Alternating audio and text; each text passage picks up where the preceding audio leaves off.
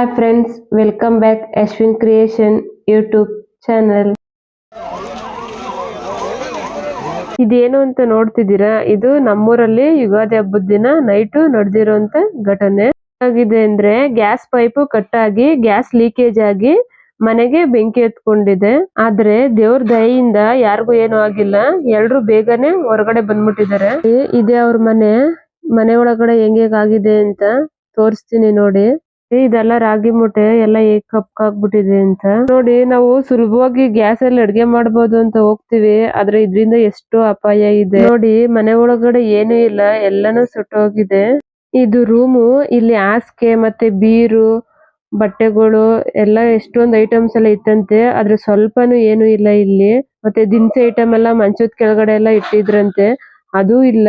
ಎಲ್ಲಾನು ಫುಲ್ ಎಲ್ಲ ಸುಟ್ಟೋಗಿದೆ. ಈ ಇನ್ಸಿಡೆಂಟ್ ನೆನ್ಸ್ಕೊಂಡ್ರೆ ಗ್ಯಾಸ್ ಯೂಸ್ ಮಾಡಕ್ಕೆ ಭಯ ಆಗುತ್ತೆ ನೋಡಿ. ಹಾಸಿಗೆ ಎಲ್ಲ ಹೆಂಗಾಗ್ಬಿಟ್ಟಿದೆ, ಅಲ್ಲಿ ಏನ್ ಆಯ್ತೆ ಅಂತಾನೆ ಫೈಂಡ್ ಔಟ್ ಮಾಡಕ್ ಆಗ್ತಿಲ್ಲ, ಆ ತರ ಎಲ್ಲ ಸುಟ್ಟೋಗಿದೆ. ಫ್ಯಾನು ಮತ್ತೆ ಸೈಡ್ ಅಲ್ಲಿ 2 ಮೂಟೆ ಮೆಣಸಿನಕಾಯಿ ಇಟ್ಟಿದ್ರಂತೆ, ಒಣ ಮೆಣಸಿನಕಾಯಿ, ಅದು ಎಲ್ಲ ಫುಲ್ ಸುಟ್ಟೋಗಿದೆ ನೋಡಿ. ಇದು ಟಿವಿ ಹೇಗಾಗಿದೆ ಅಂತ, ಯಪ್ಪ ಟಿವಿ ಅಂತಾನೆ ಗೊತ್ತಾಗಲ್ಲ ಆ ತರ ಆಗಿದೆ. ಗ್ಲಾಸ್, ಅದು ವೈರು ಎಲ್ಲಾನು ಫುಲ್ ಎಲ್ಲ ಕೆಳಗಡೆ ಬಿದ್ದೋಗಿದೆ. ಟಿವಿ ಅಂತಾನೆ ಗುರ್ತಿಡಿಯಕ್ ಆಗಲ್ಲ.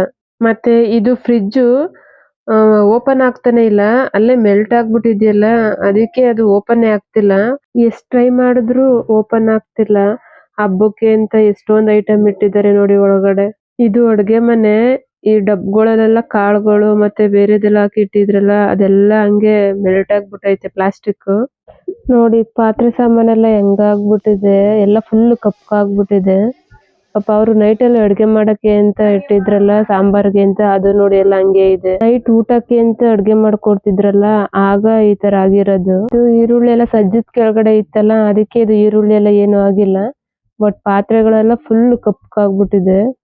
ಗಳಲ್ಲೆಲ್ಲ ಕಾಳುಗಳಿದೆ, ಅದೆಲ್ಲ ಹಂಗೆ ಇದೆ. ಯಾಕಂದ್ರೆ ಸಜ್ಜ ಇತ್ತಲ್ಲ, ಅದಕ್ಕೆ ಡಬ್ಬ ಮಾತ್ರ ಕಪ್ಪಾಗಿದೆ, ಒಳಗಡೆ ಎಲ್ಲ ಹಂಗೆ ಇದೆ. ಇಲ್ಲಿ ದೇವ್ರ ಫೋಟೋ ಇಟ್ಟಿದ್ರು ಅವರು.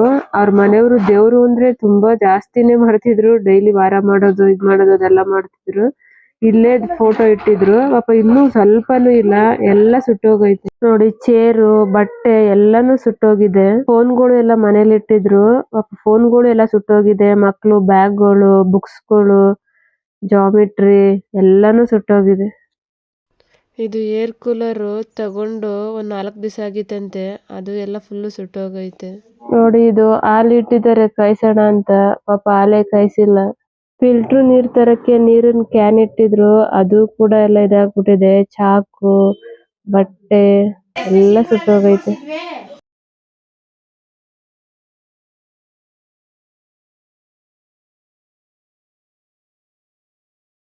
ಇದು ಬೀರಲ್ಲಿ ಬಟ್ಟೆಗಳೆಲ್ಲ ಸುಟ್ಟೋಗೈತೆ. ಒಳಗೆ ಹಂಗೆ ಎಲ್ಲ ಕಂತ್ಕೊಂಡು ಎಲ್ಲ ಮೆಲ್ಟ್ ಆಗ್ಬಿಟ್ಟೈತೆ, ಒಂದಕ್ಕೊಂದು ಮೆಲ್ಟ್ ಆಗ್ಬಿಟ್ಟೈತೆ, ಬರ್ತಾನು ಇಲ್ಲ. ಅಲ್ಲಿದ್ದು ಡಾಕ್ಯುಮೆಂಟ್ ಗಳೆಲ್ಲನೂ ಹಂಗೆ ಎಲ್ಲ ಮೆಲ್ಟ್ ಆಗ್ಬಿಟ್ಟೈತೆ. ಪಾಪ ಇನ್ನೊಂದೇನಂದ್ರೆ, ಇದ್ರಲ್ಲಿ ಈ ಬೋನಲ್ಲಿ ಮೊಲ ಸಾಕಿದ್ರು. 2 ಮೊಲ ಇತ್ತು ಅವ್ರ ಹತ್ರ. ಪಾಪ ಅದು ಹಬೆಗೆ ಅವ್ ಮೊಲನು ಸತ್ತೋಗೈತೆ 2. ಅದು ನೆನ್ನೆ ನೈಟನ್ನೇ ತೆಗ್ದ್ಬಿಟ್ರು, ಈ ಬೋನಲ್ಲಿತ್ತು. ಇದು ಇನ್ನೊಂದ್ ರೂಮು. ಇದ್ರಲ್ಲೇ ಸ್ವಲ್ಪ ಆದ್ರೂ ಇರೋವಂಥದ್ದು.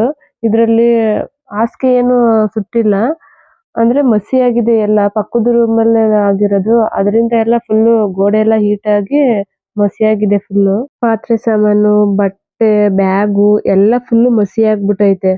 ತೀರಾ ಸುಟ್ಟಿಲ್ಲ, ಆದ್ರೆ ಫುಲ್ ಎಲ್ಲ ಮಸಿ ಆಗ್ಬಿಟ್ಟೈತೆ ನೋಡಿ. ಈ ಮನೇಲೆ ಈ ತರ ಇನ್ಸಿಡೆಂಟ್ ಆಗಿರೋದು. ಬಟ್ ಈ ಮನೇಲಿ ಇಷ್ಟ್ ಚಿಕ್ಕ ಮನೆ ಅಂತ ಅನ್ಸ್ತಿರ್ಬೋದು, ಈ ಮನೇಲಿ ಒಂದ್ 12 to 13 ಮೆಂಬರ್ಸ್ ಇದ್ರು ಈ ಮನೇಲಿ ಪಾಪ. ಆದ್ರೆ ಎಲ್ರು ಎಷ್ಟು ಅನ್ಯೋನ್ಯವಾಗಿದ್ರು ಅಂದ್ರೆ, ಇವ್ರ ತರ ನಮ್ಮೂರಲ್ಲಿ ಯಾರು ಇರ್ಲಿಲ್ಲ. ಅಷ್ಟು ಅನ್ಯೋನ್ಯತೆ, ಅಷ್ಟು ಬಾಂಡಿಂಗು, ಆತರ ಎಲ್ಲ ಇದ್ರು. ಆದ್ರೆ ಯಾರ್ದು ಕಂಡ್ಬೀಳ್ತು ಅಂತ ಗೊತ್ತಿಲ್ಲ.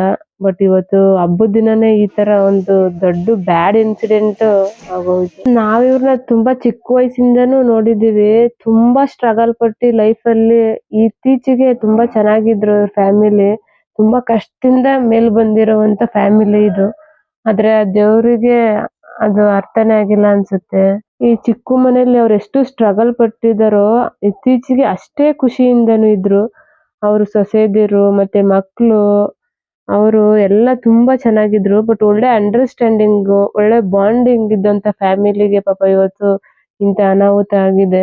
ಅವ್ರ ಫ್ಯಾಮಿಲಿಗೆ ಎಲ್ರಿಗೂ ಈ ನೋವನ್ನ ತಡ್ಕೊಳ್ಳುವಂತ ಶಕ್ತಿ ಕೊಡ್ಲಿ ಅಂತ ನಾನು ಆ ದೇವರಲ್ಲಿ ಬೇಡ್ಕೋತೀನಿ. ನೀವು ಅಷ್ಟೇ ನಿಮ್ ಮನೇಲಿ ಗ್ಯಾಸ್ ಹತ್ತಿಸ್ದಾಗ ಮರಿದಿರ ಗ್ಯಾಸ್ ಆಫ್ ಮಾಡಿ. ಮತ್ತೆ ಆದಷ್ಟು ಕಿಟಕಿಗಳಿರೋ ಜಾಗದಲ್ಲೇನೆ ಗ್ಯಾಸ್ ಇಡಿ. ಆದಷ್ಟು ಕೇರ್‌ಫುಲ್ ಆಗಿಡಿ. ನಾವೆಷ್ಟು ಈಸಿ ಅಂತ ಗ್ಯಾಸ್‌ನ ಯೂಸ್ ಮಾಡ್ತೀವೋ ಅಷ್ಟೇ ಡೇಂಜರು.